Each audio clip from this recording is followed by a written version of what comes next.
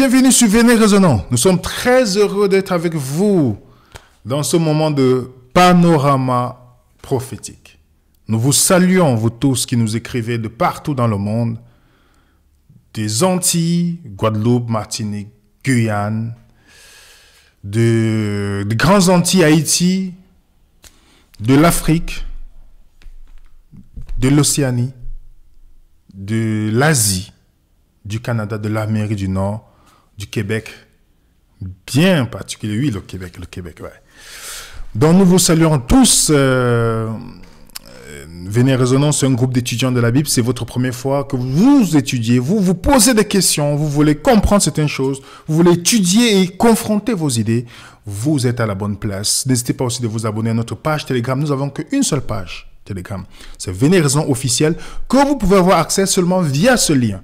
Donc, le faux groupe qui est créé sur Telegram, que vous voyez Venez Résonnant, ça ne nous appartient pas. Et dans ce groupe, on vous demande de l'argent. C'est pas notre groupe. Donc, si vous savez que on vous a dit que vous êtes dans un groupe Telegram de Venez Résonnant, vérifiez bien que c'est le groupe Venez Résonnant officiel, avec le lien que vous voyez à la description de cette vidéo.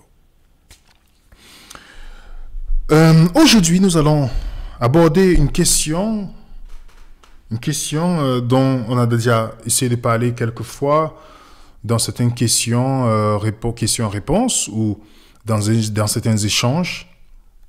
Et on voulait à tout prix, par la grâce de Dieu, grâce à vos questions bien évidemment, faire cette étude aujourd'hui et qui est aussi complémentaire à ce que Céline avait déjà fait sur l'éducation de Babylone. Donc cette étude, c'est pourquoi Babylone veut nos enfants.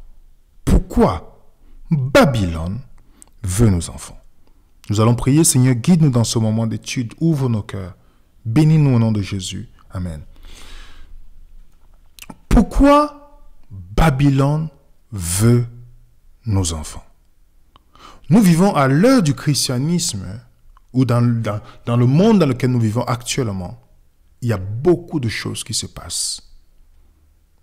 Beaucoup de choses qui se passent dont la Bible, moi je ne suis pas né chrétien, et que dans l'étude de la Bible, je me suis rendu compte au fur et à mesure que c'est un livre d'actualité. D'un livre d'actualité, il n'y a rien de nouveau sous le soleil, comme le sage Salomon le dit dans Ecclésiaste chapitre 1er, il n'y a rien de nouveau sous le soleil. Et dans 1 Corinthiens chapitre 10, lorsque l'apôtre Paul retrace l'histoire d'Israël, il dit « Ces choses-là sont arrivées pour servir d'exemple. Elles ont été écrites pour notre instruction à nous qui sommes parvenus à la fin des siècles. » Ok? Le mot exemple, c'est le mot tupos. Qu'est-ce que j'ai dit? C'est le mot tupos, qui veut dire un exemple, un type ou une chose préfigurant le futur, notre instruction. Dans d'autres termes, si on veut combiner ce que Paul dit et on veut combiner ce que Salomon dit, en fait, il n'y a rien de nouveau sur le ciel. On va apprendre du passé. Ce qui s'est passé dans l'Ancien Testament va se dérouler dans le Nouveau Testament. On avait l'Israël littéral, on a Israël spirituel dans le Nouveau Testament. On a Babylone littéral, on a Babylone spirituel dans le Nouveau Testament. Donc rien de nouveau sous le soleil. Et vous allez, à travers cet échange que nous allons faire, nous allons nous rendre compte que Babylone n'a pas changé de méthode. Babylone n'a pas changé de méthode. Nous vivons dans un monde où, étant croyant, quand je dis vous êtes du monde, vous êtes dans le monde, mais vous n'êtes pas du monde. Parfois, je pense qu'Isabelle a fait une vidéo là-dessus. Mais nous prenons à la légère cette phrase de Jésus. Vous allez vous rendre compte que beaucoup de chrétiens, ils sont chrétiens juste par le manteau du christianisme. Mais on ne comprend pas pourquoi Jésus dit, nous sommes dans le monde, mais on n'est pas du monde. Et beaucoup d'entre nous empruntons le chemin du monde dans l'éducation, dans la façon de fonctionner, bien qu'on a l'étiquette du chrétien. Ok? Donc nous allons aller dans l'Ancien Testament d'abord pour voir des histoires qui, pour nous, qui sont actuelles encore aujourd'hui. Et voir ce qu'on peut apprendre. Et à travers cette étude, ce partage, nous allons, comme j'ai dit tantôt, nous allons nous rendre compte que Babylone n'a jamais changé de méthode. Donc les parents avec qui, pour ceux qui sont connectés avec vos enfants, je vous demande qu'on soit attentif. OK? Que même dans le chat, qu'il n'y ait pas de distractions. Donc, on reste attentif parce qu'on va partager quelque chose de très important. Il n'y a rien de nouveau sous le soleil. Lorsqu'on parle dans Daniel, l'histoire de Daniel, je vais commencer par là. L'histoire de Daniel, qui est amené captif par Babylone, Daniel et beaucoup de Juifs qui étaient venus en captivité, dans Daniel chapitre 1, le verset 1 à 2, on nous dit, la 3e année du règne de Joachim, roi de Juda, Nebuchadnezzar, roi de Babylone, marcha contre Jérusalem et l'assiégea. Le Seigneur livra entre ses mains Joachim, roi de Juda, une partie des ustensiles de la maison de Dieu. Nebuchadnezzar emporta les ustensiles au pays de Shinéa, dans la maison de son Dieu. Il les mit dans la maison du trésor de son Dieu. Ok? Vous savez que Babylone est venue à récupérer les choses sacrées pour ramener dans le temple de leur Dieu. Ok? Mais ce n'est pas tout. Quand on continue dans l'histoire, dans le verset 3, on nous dit, le roi donna l'ordre à Ashpenaz, chef de ses eunuques, d'amener quelques enfants d'Israël de race royale ou de famille noble, de jeunes garçons sans défaut corporel, beaux de figure, doués de sagesse, d'intelligence et d'instruction, capables de servir dans le palais du roi, à qui l'on enseignerait les lettres et les langues des Chaldéens. Vous comprenez? Il ne s'agit pas seulement ici de toucher aux ustensiles du sanctuaire. Il ne s'agit pas de l'attaque du sanctuaire seulement. Babylone attaque le sanctuaire. Mais pas uniquement. Babylone a un autre plan dans son attaque. C'est de prendre les jeunes enfants pour les instruire dans les méthodes, les rituels et les langues de Babylone. Parce que lorsqu'on voit ce conflit dans l'Ancien Testament, nous avons le conflit entre deux rois. Entre le roi Joachim contre Nebuchadnezzar, conflit cosmique entre deux dieux. Yahweh contre Marduk, conflit entre deux villes. Babylone contre Jérusalem, conflit entre deux temples, le temple de Marduk et le temple de Dieu, et conflit entre deux peuples, Hébreu ou Israël contre les Babyloniens. Voilà un peu comment le conflit est polarisé entre ces deux catégories. Ok? On est d'accord là-dessus? On a l'impression ici que le Dieu babylonien prend le dessus, puisque les Israéliens sont en captivité. Oui. Et qui est le roi? C'est Nebuchadnezzar, le roi de Babylone. Il avait eu un projet pour ces jeunes-là. Quand Nebuchadnezzar a récupéré ses enfants, ces jeunes hébreux, qu'est-ce qu'il a fait? Il a changé d'abord le nom. Daniel, en passant, il n'a pas que pris 4 jeunes. Vous allez voir pourquoi. Il a pris plusieurs jeunes. Ok? Plusieurs. Daniel, qui veut dire Dieu est mon juge, est devenu le prince de Bel, dans Belshazzar. Ok? Anania, qui veut dire à qui Dieu a donné grâce, est devenu illuminé par le Dieu soleil, Shadrach. Michaël, qui veut dire qui est semblable à Dieu, est devenu quoi? Humilié devant mon Dieu. Azaria, qui veut dire aider, Dieu a aidé, est devenu Abed-Nego, qui veut dire serviteur de Nebo, qui est l'un des fils de Bel, Dieu babylonien. Donc au contraire, les noms chaldéens qui leur furent attribués rendent hommage à des divinités babyloniennes. Les Chaldéens espéraient que ces jeunes Judéens oublieraient leur première éducation, centrée sur le Dieu créateur, pour les initier au culte de Babylone. Adopter la spiritualité. Donc, qu'est-ce qu'il fait? Il change le nom de ces dignes Hébreux. Ok? Et le nom est très important chez les Juifs. Le nom est très important. Le nom symbolise le caractère.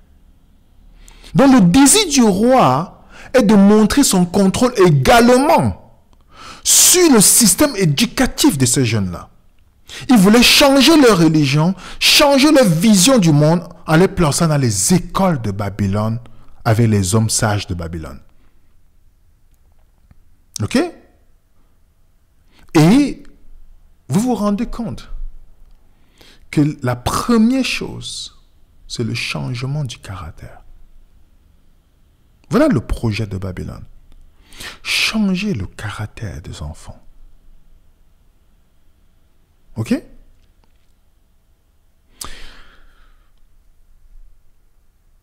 John Goddard, excusez-moi, dit ceci dans son livre Schooling for a Global Age, l'école pour le nouvel âge. Et dans la préface du livre Schooling for the Global Age, l'école pour un nouvel âge, le pédagogue et lauréat du prix littéraire John Goddard en 1979 demande que toutes les écoles du monde entier devraient enseigner à leurs élèves les mêmes croyances humaines globales. Il continue. Il dit, pour ce faire, on devrait utiliser les mêmes stratégies psychologiques. Une ingénierie sociale illuminée, c'est-à-dire une manipulation sociale, est nécessaire pour appréhender des situations qui exigent aujourd'hui un traitement global. Ok? Donc, on devrait utiliser certaines méthodes. C'est pas pour rien que Vladimir Lénine, grand opposant de Dieu, disait: donnez-moi vos enfants de 4 ans, en une génération, je construirai un État socialiste. Donnez-moi une génération de la jeunesse et je transformerai le monde. Hitler disait la même chose. Donnez-moi le contrôle sur le livre scolaire, ainsi je contrôlerai l'État. Vous comprenez? Marilyn Ferguson,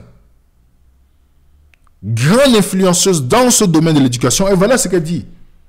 On ne peut finalement avoir une nouvelle société que si on change l'éducation de la plus jeune génération. Ok? Vous comprenez, les amis? C'est sérieux.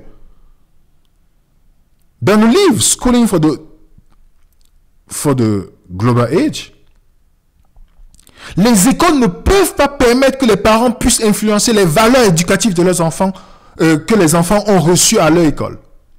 C'est à l'inverse de ceux qui affirment qu'il y a un système de valeurs universelles valable. Nos buts sont incompatibles avec les leurs. Nous devons changer leurs valeurs. Vous comprenez bien? Est-ce que vous comprenez l'agenda qui est bien placé dans le système éducatif qui a pour but de changer les valeurs, d'opposer les valeurs que les parents apportent à celles du gouvernement? Vous comprenez? Est-ce que vous comprenez, les amis? Elmer Morgan dit, dans le combat d'ériger un gouvernement mondial convenable, l'enseignement peut apporter beaucoup pour préparer les cœurs et les esprits des enfants. L'école et l'enseignement doivent être à la première place de toutes les instances rendant possible le gouvernement mondial. Il écrit des excellents livres. Quand il dit excellent, dans le sens, pas dans notre sens. George aussi nous dit, pour atteindre un gouvernement mondial, il est nécessaire d'enlever dans les têtes et souvenir de chacun les notions comme l'individualisme, la fidélité envers la famille et ses traditions ainsi que le patriotisme national et les enseignements religieux. Vous comprenez? Parce que quand on dit patriotisme, c'est pourquoi vous voyez les mondialistes n'aiment pas quand tu aimes ton pays. Ils n'aiment pas du tout. Okay? Quand c'est la Coupe du Monde, oui, vous pouvez supporter vos pays, mais à part ça, c'est fini. Okay? Mais enlever la fidélité envers la famille, ça fait du plan. C'est pourquoi vous remarquez bien, dans les pays comme en France, on vous dit à partir de 3 ans jusqu'à 16 ans, donc l'instruction est obligatoire pour tous les enfants français et étrangers. On récupère l'enfant à partir de 3 ans. Peut-être beaucoup plus jeune. Limitation drastique de l'école à la maison, un coup porté aux libertés. Vous savez qu'on combat aujourd'hui l'école à la maison. Donc nous voyons un resserrement de situation sur l'école à la maison. On essaye de mettre des lois qui vont décourager les parents pour faire l'école à la maison. Aucun parent rencontré n'a fait l'école à la maison pour offrir un enseignement religieux. L'objectif, c'est pourquoi? Pourquoi est-ce qu'on veut? Parce qu'on ne veut pas la transmission de l'éducation religieuse. Vous comprenez? Parce qu'ils ont peur que les parents vont enseigner des valeurs qui seront contraires aux valeurs de l'État. Ok? Est-ce que vous voyez ça, les amis? On nous fait de plus en plus de lois au Canada, en France, dans plusieurs pays, pour empêcher l'école à la maison. Quel est le but de Babylone? Quel est l'objectif de Babylone? C'est pourquoi quelqu'un disait, avant, il n'y a qu'un seul parent qui restait à la maison pour l'éducation des enfants. Maintenant, ils ont augmenté le coût de vie tellement que les deux doivent travailler pour que, ainsi, l'enfant ait confié dès son jeune âge à un système. Ok? Benjamin Bloom dit, le but de l'éducation et de l'école est de changer les pensées, les sentiments et actions des élèves. Ok? Il dit, un élève atteint le plus haut niveau de pensée lorsqu'il ne croit plus au vrai et au faux. Donc, il y a l'inversion dans la société des valeurs, où à force de répéter, les enfants vont commencer à croire des choses. Parce que tout jeune, on les prend tout petits. Est-ce que vous pensez que c'est un hasard dans la Bible que lorsque on a envoyé Moïse, sa mère l'a mis sur l'eau, vous savez, on dit sauver des eaux, Moïse, et que la fille du Pharaon a cherché une mère, la sœur était là pour qu'on puisse dire, ah, c'est sa mère, on a ramené à la mère. C'est à partir de 12 ans que Moïse a été redonné là-bas. Parce que de 0 à 12 ans, c'est là où on bâtit le caractère de l'enfant. Jésus, vous savez, de 0 à 12 ans, Jésus confrontait déjà les leaders religieux. Aujourd'hui, les enfants de 12 ans, ils connaissent seulement jouer la PS ou regarder les titres Disney. De 0 à 12 ans, de mon expérience, où je suis allé dans les familles au Canada, où de 0 à 12, on a éduqué les enfants de 0 à 12 ans à la maison, ils sont totalement différents de ceux qu'on a mis directement à l'école. Par le mode de pensée. Donc l'inversion de ces valeurs-là. Donc Michael nous dit, par exemple, au Service Canada, on demande d'éviter les mots monsieur, madame ou père ou mère. Le gouvernement, on commence à interdire cela. Ok? Pourquoi? Fin du mot père et mère dans les formulaires scolaires. Pourquoi? On parle maintenant de parent 1, parent 2. On ne parle plus de père et mère. Qu'est-ce qu'on va inculquer à ces enfants-là? On n'est pas en train de juger ceux qui ont choisi une orientation sexuelle différente. Peu importe, on ne juge personne ici. Mais de pousser un agenda pour obliger les gens à penser comme ça, c'est très dangereux. Parce que lorsqu'on fait la propagande de quelque chose, c'est qu'il y a un agenda derrière. Oui. Quand on commence à influencer les enfants tout petits, avec des slogans et des choses Des enfants, est-ce qu'ils ont l'âge de commencer à se poser des questions sur des choses sexuelles? Dites-moi. Quand on commence à attraper des tout petits par l'influence de toutes choses, qu'est-ce qu'on fait? David Crosby dit, je pensais que la seule chose à faire était de leur voler leurs enfants. Je suis toujours d'avis que c'est la seule chose à faire lorsque je dis voler. Je ne parle pas d'enlèvement, mais je parle du changement du système de valeurs. Ce qui les sépare du monde de leurs parents de manière effective. Vous avez compris, les amis? Est-ce que vous avez compris? Et l'une des pionnières qui a influencé l'éducation pour les enfants, elle s'appelle Alice Bailey, qui a été dans l'école de Helena Blavatsky. Helena Blavatsky, c'est cette dame que vous voyez, qui n'est pas très attirante quand on fréquente le diable. Elle a toujours considéré l'ennemi comme un bienfaiteur. Vous comprenez? Et c'est Alice Bailey maintenant, par le biais de ses livres qu'elle écrit, elle a influencé les Nations Unies. Elle a même une société d'impression qu'on appelle Lucy Trust, Lucifer Publishing. Vous comprenez? Robert Muller dit, la référence philosophique sur laquelle les écoles de la paix se basent se trouve dans les enseignements des livres Alice Bailey. Ces enseignements lui furent communiqués par l'enseignant tibétain. Vous comprenez? Donc, c'est comme s'il y a, je vous rappelle, la guerre dans le conflit cosmique final ne sera pas contre le bouddhisme, ne sera pas contre l'islam, ne sera pas contre l'hindouisme, ou le panthéisme, ou le kémitisme. Je vous dis, si vous regardez les enjeux qui se passent dans le monde, les seuls visés, ce sera les chrétiens.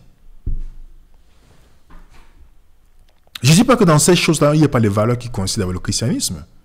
Mais au point final, c'est pourquoi le christianisme joue un rôle majeur. C'est pourquoi on amène l'écuménisme. Imaginez que vous avez l'islam qui attend le Mahdi qui doit venir. Vous avez les juifs qui attendent le Messie qui doit venir. Vous avez les bouddhistes qui attendent le Christ cosmique, ou les hindous qui attendent le Maitreya, le Lord Maitreya. Et vous avez les chrétiens qui attendent le Messie. Et Jésus dit qu'il y aura les faux Messie qui va venir avant. Donc, imaginez ce faux Messie vient. Beaucoup de chrétiens vont le suivre. Les musulmans vont penser qu'il va venir dire aux musulmans que c'est moi que vous attendez. Toutes les personnes là vont suivre. Vous savez qu'est-ce qu'il va faire? Grande séduction. C'est pourquoi avant cela, il faut préparer quoi? Un gouvernement mondial qui implique une religion mondiale, dont l'écuménisme, qui implique une monnaie mondiale, qui implique tout ce que vous connaissez. Et ainsi, c'est pourquoi on est en train de préparer cette génération à détruire ces valeurs en leur présentant quelque chose pour les influencer. Parce que les enfants ils sont influençables. L'enfant, il apprend par observation. Il a des modèles. On commence à changer dans les dessins animés en mettant tout dans l'optique d'influencer. Les parents oublient qu'on a une deuxième machine à laver dans la maison, qui est la télévision, avec plein de chaînes, qui ainsi éduquent les enfants. Quand les gens qui ont créé comme les tablettes iPod, ils interdisent à leurs enfants d'utiliser ces choses. Mais nos enfants, comme les parents veulent gagner du temps, ils achètent ces appareils pour distraire leurs enfants. Donc on programme, par les programmes télévision, on programme les enfants à un endoctrinement. Et ainsi, on prépare une future génération. Récemment, il y avait un rapport qui est sorti en disant que, selon les rapports de l'UNICEF, la pornographie n'est pas toujours nocive pour les enfants. On commence à toucher ces enfants très jeunes. Dans une truc pour Noël, ils ont carrément fait exprès. Vous pensez qu'ils sont trompés? Non. Satan, nous t'aimons dans un truc de Disney. Combien de parents offrent les enfants les choses Disney quand on sait que Disney combat les valeurs familiales? Babylone veut changer le caractère de vos enfants. Je n'ai pas terminé. Hein? Je veux d'abord qu'on comprenne que il veut changer le caractère des enfants. Il veut changer le caractère des enfants. Combien d'enfants aujourd'hui sont influencés? Combien de parents aujourd'hui pensent faire la bonne chose? On n'est pas en train de juger quiconque ici. Mais en fait, ils sont en train de suivre un agenda qui est bien tracé. On va continuer dans l'histoire de Daniel. Daniel chapitre 1, on nous dit, le roi leur assigna pour chaque jour une portion des messes de sa table, du vin dont il buvait, voulant les élever pendant 3 années, au bout desquelles ils seraient au service du roi. Daniel résolut de ne pas se souiller par des mets du roi. Remarquez bien ici, quelle est la deuxième chose que Babylone veut faire? Babylone veut influencer l'alimentation de ses enfants. On met Daniel face à une position. Et qu'est-ce que Daniel fait? Daniel et ses compagnons décident de ne pas. Je vous rappelle une chose. Ils sont 4 à résister. Lorsqu'on lit Daniel chapitre 1, qu'est-ce que vous voyez? Le roi, il n'a pas pris 4 enfants. Il a pris plusieurs. Mais il n'y a que 4 qui ont refusé de se souiller. Comment c'est possible? Où sont passés les autres? Pourquoi il n'y a que 4 qui refusent? Où sont passés les autres? C'est là que la question qu'on a. On nous donne même le nom. On nous dit, Daniel dit à l'intendant, que le chef des eunuques avait remis à la surveillance Daniel, Ananias, Michaël, Azaria. Voilà les 4. Il dit, donne-nous 4 jours. Alors, je vous pose la question, où sont passés les autres? Quand Babylone a voulu changer, non seulement le caractère en changeant leur nom, en changeant ce qu'ils sont, mais ils ont aussi changé, il avait l'agenda de changer son alimentation. Où sont passés les autres? La différence s'est faite dans l'éducation des enfants. Je répète, la différence s'est faite ici dans l'éducation des enfants. Les parents de Daniel et ses compagnons, leurs parents, ont investi dans leur éducation. Vu qu'ils savaient que Babylone attaquait tout le temps, ils ont préparé leurs enfants en disant qu'un jour vous serez ramenés en captivité. Et voilà ce qu'on vous a inculqué comme valeur. D'autres enfants ont vu, mais on nous amène chez le roi, on nous met sur la table du roi, voilà l'opportunité. Quelle vie facile on nous donne. L'histoire ne se rappelle jamais de ceux qui ont fait le compromis. L'histoire se rappelle toujours des gens qui ont pris position, même contre la majorité. On se souvient de ces 4 noms, et jamais le nom des autres. C'est pourquoi on nous dit toujours que la neutralité est la posture de l'imposteur. On ne se souvient jamais de ceux qui sont neutres ou ceux qui n'ont pas pris position. Et ne pas prendre position, c'est prendre position. Daniel et ses compagnons ont pris position grâce à l'éducation de leurs parents. Je pose la question à nos parents avec qui on partage cette vidéo avant de continuer. Sachant que Babylone travaille dans le monde, où est-ce que vous investissez l'éducation de vos enfants? C'est une question. Combien de parents, moi je n'ai vu, lorsqu'on nous contactait pour nous dire « Ah, mon fils a laissé la foi, tout ça ». Tous ces enfants-là, tous ces enfants que vous voyez, ils savent jouer les instruments parce que les parents ont misé. J'ai vu, tous étaient à l'oratoire, inscrits pour apprendre tout ça. Mais les parents n'ont jamais dit, nous allons payer quelqu'un, même si pourtant c'est gratuit, pour faire des études à mes enfants tout le temps. Vous avez investi sur son école de foot, n'est-ce pas? Vous avez investi sur ses talents de musique. Vous avez voulu qu'il joue des instruments.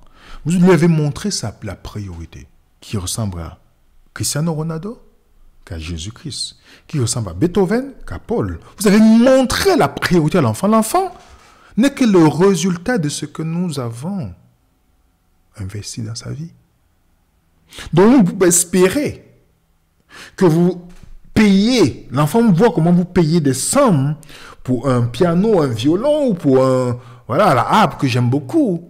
Que vous avez ça, vous avez acheté que ça coûte, c'est de l'argent. Et pour la Bible, il n'y a pas, on va dire, bon, quand il ira au bâtiment, à l'église, entre guillemets, comme les gens qui m'appelaient cela, ainsi. Et ils feront le travail. Est-ce que vous pensez que Babylone est en vacances? Est-ce que vous pensez que Babylone est en vacances? C'est pas parce que vous faites vos enfants chanter Jésus que vous pensez qu'ils connaissent Jésus. Les enfants chantent parce qu'ils vous voient chanter. Babylone travaille. Il n'a pas de sabbat. Il travaille. Ce système travaille. Remarquez bien, il veut changer le caractère. Il veut changer l'alimentation. Je vais vous donner une vidéo de Corinne Lalo.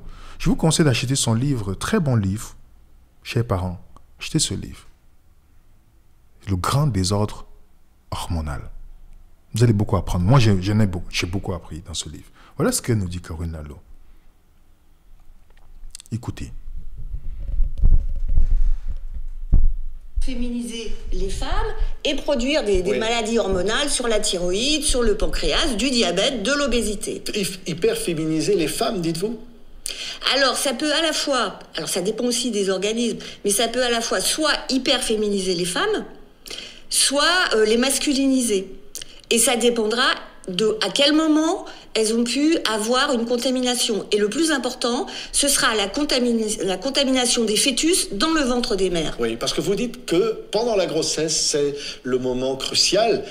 Alors, vous citez des médicaments classiques, courants de la vie quotidienne, qui peuvent provoquer des malformations chez les enfants, notamment des micropénis. Notamment des micropénis chez les petits garçons.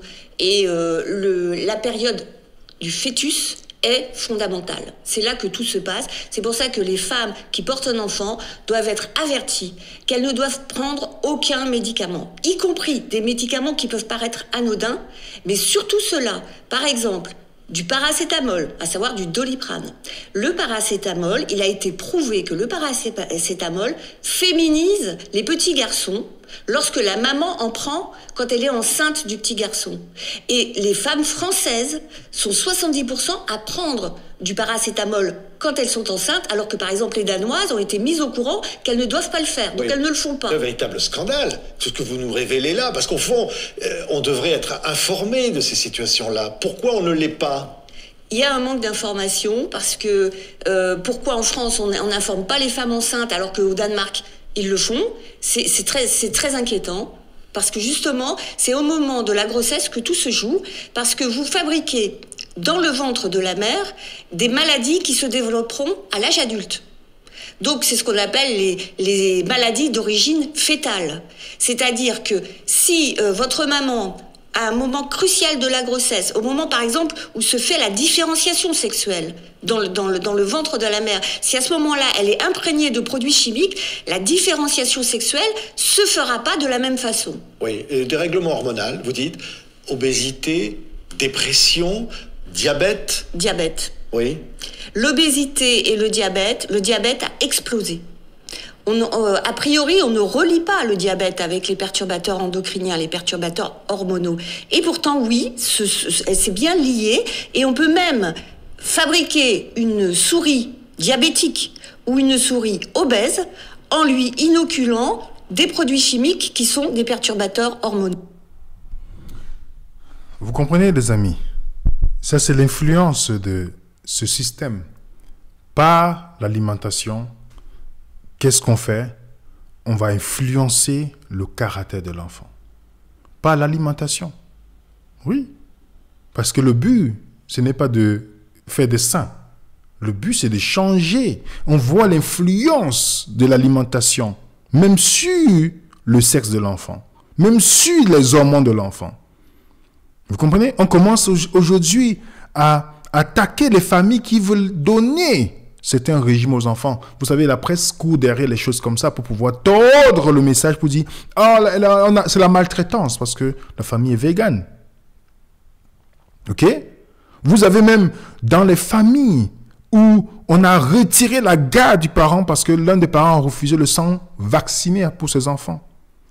Vous voyez comment on a retiré la garde de l'enfant à un père non vacciné. Donc, vous savez que le gouvernement sera toujours du côté du parent docile aux lois du gouvernement. Est-ce que vous voyez que ce n'est pas une chose facile?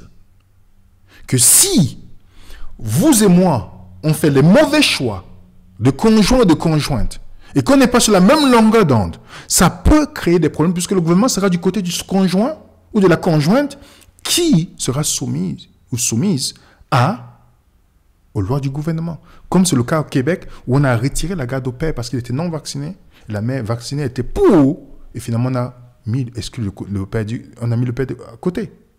Vous voyez ça? Imaginez. Ça sera difficile. Donc le temps que nous vivons sera un temps très difficile. Très difficile. Parce que dans tous les côtés, par l'information, par l'alimentation, Babylone travaille. Et les enfants ne mangent que ce que nous leur donnons. Si on commence tout petit à comprendre, vous avez vu ce que Corinne leur a dit, manque d'information. Dieu dit dans Osée 4, verset 6, mon peuple périt faute de connaissance.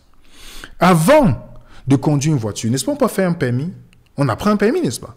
Pourquoi est-ce que quand les gens veulent faire un enfant, ils pensent qu'il faut seulement avoir quelqu'un de sexe opposé pour faire un enfant? Pourquoi on ne sait pas de dire, est-ce que je suis prêt?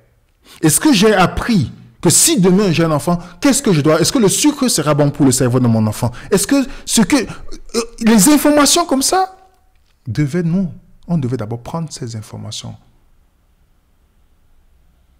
Ok? Parce que leur objectif, c'est de changer la mentalité de nos enfants. Et vous savez quoi? Dans l'Ancien Testament, les parents offraient leurs enfants en sacrifice à les dieux, à des idoles. Vous pensez que ce n'est pas le cas aujourd'hui? Pensez-vous que ce n'est pas le cas aujourd'hui? Quand vous lisez dans le Psaume 106, ils sacrifiaient leurs fils et leurs filles aux idoles. 2 rois, ils marchaient dans les voies des rois d'Israël et même il fit passer son fils par le feu suivant les abominations des nations que l'Éternel avait chassées devant les enfants d'Israël. Quand je vois parfois les parents viennent, quand ils partent dans des dénominations, on leur dit oui, on va consacrer l'enfant. Les gens sont libres de faire leur cérémonie. Mais la consécration, l'enfant ne s'éduque pas seul. L'enfant est éduqué par les parents. Donc s'il y a quelqu'un à consacrer, c'est les parents. Consacrer, que veut dire mettre à part. Est-ce que les parents, ils connaissent comment ils peuvent éduquer l'enfant dans la voie de Dieu? Dans Deutéronome chapitre 6, qui devait faire l'éducation? Aujourd'hui, les parents offrent leurs enfants devant la télévision parce qu'ils n'ont pas le temps d'être avec eux. Ils mettent la télévision, ils les laissent là. Et ça devient quoi? C'est un sacrifice qu'on le fait. On les expose à des choses que si on s'assoit pour écouter, on va comprendre que c'est une confusion. Je vous donne un exemple. Pocahontas. What is my path? How am I ever going to find it?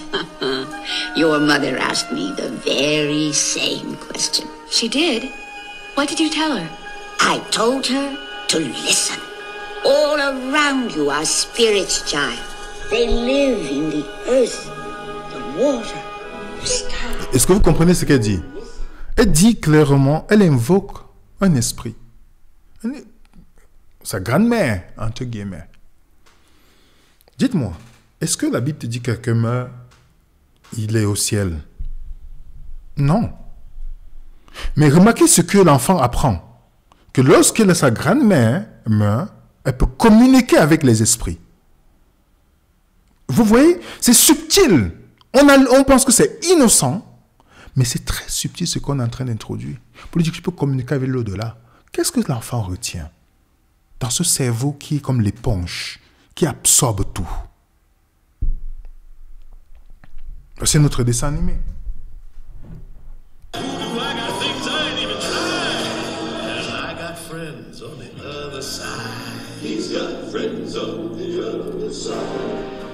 Il parle du vaudou et puis il dit j'ai les frères, j'ai des amis de l'autre côté, donc les esprits.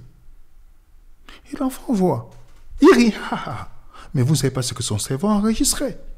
Vous avez cette série qui est conçue pour les enfants. Regardez les noms choisis. The next generation of villains arrives. Jay, son of Jafar. What are you doing?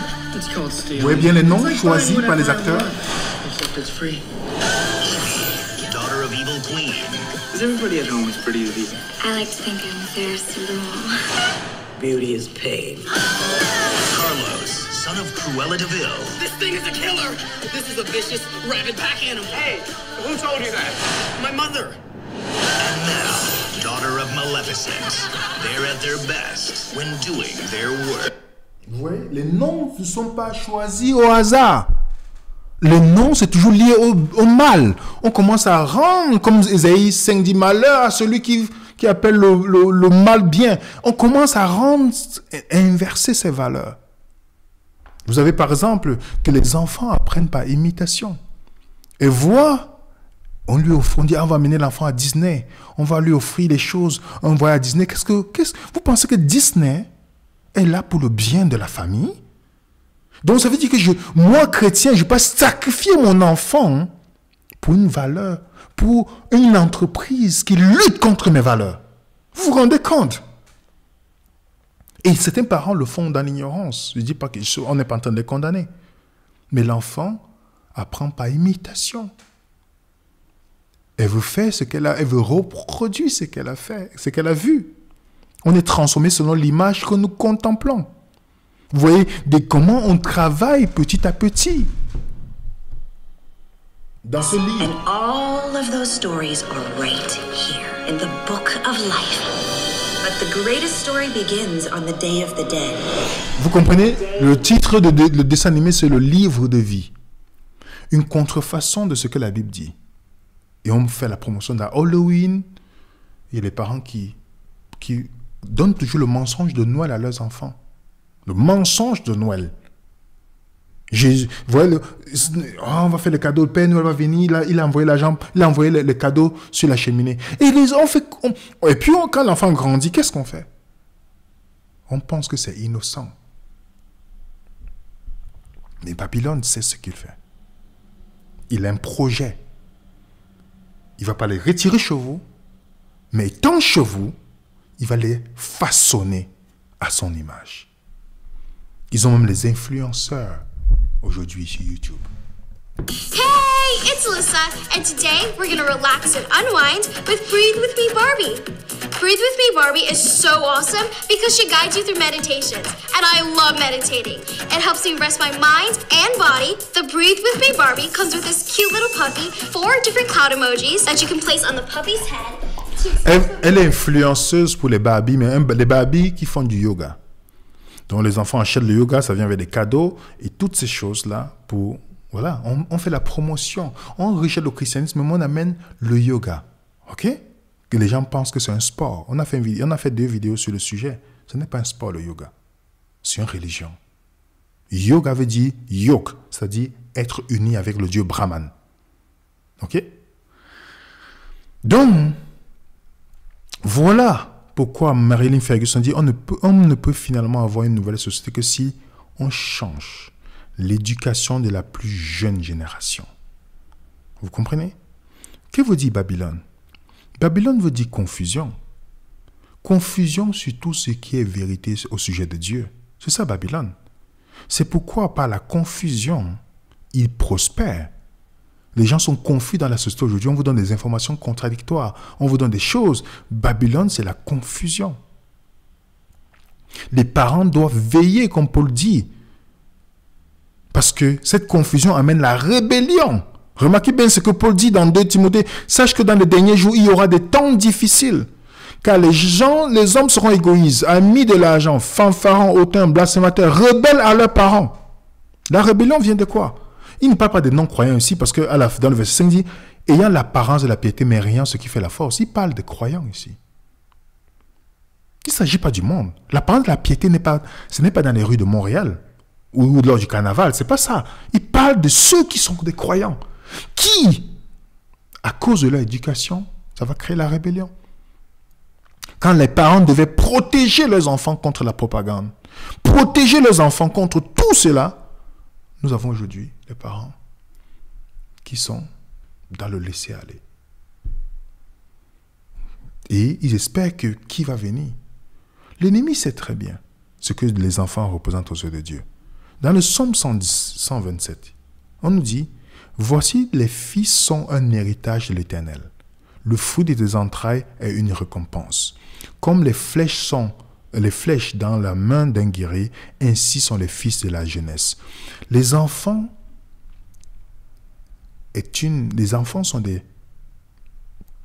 une bénédiction et comme des âmes entre les mains de Dieu. Quand il dit âme, ce n'est pas pour attaquer des personnes. Mais l'ennemi sait très bien que Dieu a une grande considération pour les enfants. Même Jésus a dit malheur à celui qui scandalise un de ses enfants. Il sait très bien. C'est pourquoi il va passer par toutes sortes de méthodes aujourd'hui. Toutes sortes de méthodes d'abus sur les enfants, de toutes sortes d'éducation. Les parents qui n'ont pas été prêts, mais qui vont éduquer les enfants, qui vont éduquer les enfants selon le modèle de Babylone. Ainsi, c'est que ces enfants seront à la merci. Il sait très bien. C'est pourquoi il attaque ainsi. C'est pourquoi je dis aux parents chrétiens, parce qu'il y a même les non-chrétiens qui éduquent même mieux leurs enfants que les chrétiens, qui ont compris certaines valeurs. Les lanceurs d'alerte ont compris beaucoup de choses que les chrétiens. Je n'ai pas entendu certaines choses chez les chrétiens que chez les lanceurs d'alerte. Pour montrer que quand on applique la volonté de Dieu, qu'on soit croyant ou pas, on va avoir les bénéfices de ça. Vous comprenez? Donc, c'est pas, Dieu, quand il dit de manger sainement dans la Bible, ce n'est pas que tu es seulement croyant. Si tu es non-croyant, tu manges sainement, tu vas avoir les bénéfices. C'est comme ça que les lois de Dieu fonctionnent. Que tu crois en Dieu ou pas, si tu veux marcher, tu vas avoir les bénéfices.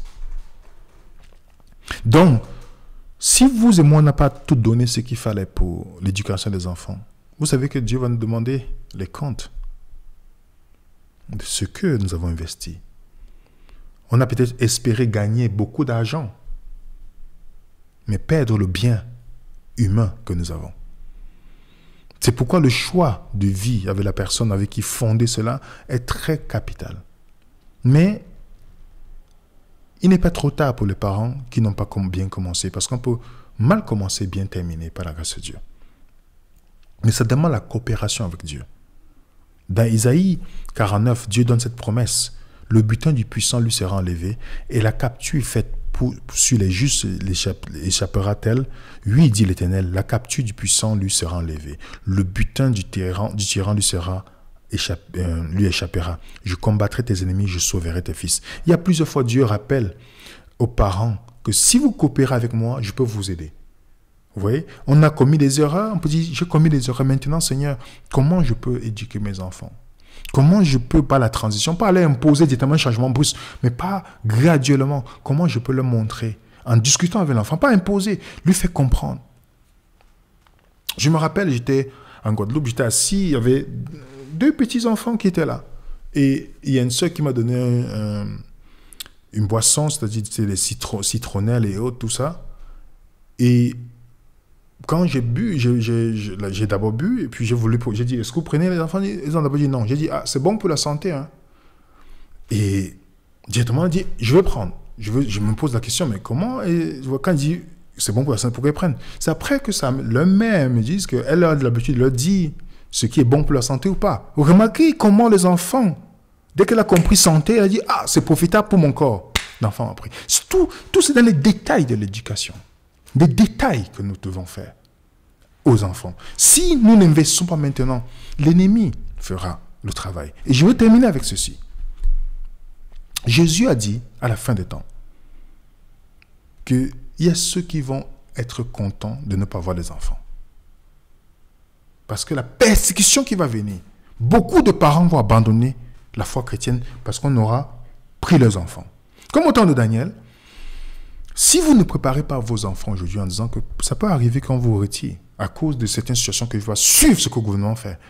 Ça peut arriver quand vous... Voilà ce que vous devez faire comme Daniel. Si on ne les prépare pas maintenant, on sera très surpris. On sera pris de surprise et ce sera trop tard. C'est maintenant que les parents doivent préparer les enfants. Nous sommes croyants, on respecte le gouvernement, mais le gouvernement n'est pas au-dessus de la volonté de Dieu. Nous respectons. Mais ce gouvernement dit de faire quelque chose qui est contraire à mes valeurs, je ne le ferai pas. Vous comprenez? Et quand on éduque les enfants, en leur faisant comprendre, pour qu'ils puissent pas, c'est pas l'endoctrinement, pour qu'ils puissent aussi réfléchir. Il est préparé déjà. Combien de parents préparent les enfants à cette éventualité?